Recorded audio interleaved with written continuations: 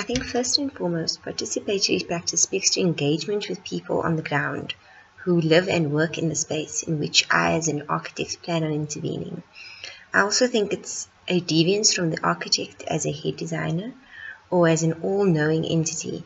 Instead, the architect becomes part of a collaborative group of thinkers working in a collaborative effort.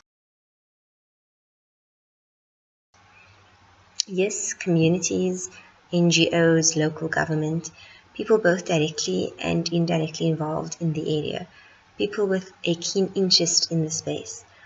Often it's more than just the community who is affected by a design in a space. There are many key players in creating, in particular, urban spaces.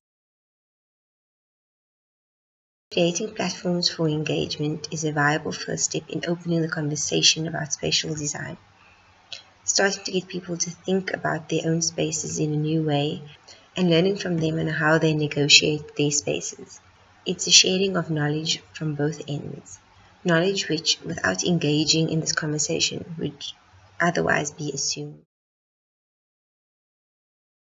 I think a lot of the time it builds expectations in these environments. More often than not, people, especially in vulnerable situations, think that architects coming into that space are going to bring about changes to the built environment. People seek tangible technical solutions, and often that is not a possibility. A second issue which I struggle with is knowing when your input as a designer is needed and also when you've given enough input. At which point have you as architect given enough input, and when do you know when to remove yourself from the context? Well, I consider the alternative to be worse. And I think that the way that cities are expanding and how urbanity is being redefined, we cannot simply keep designing in a detached way.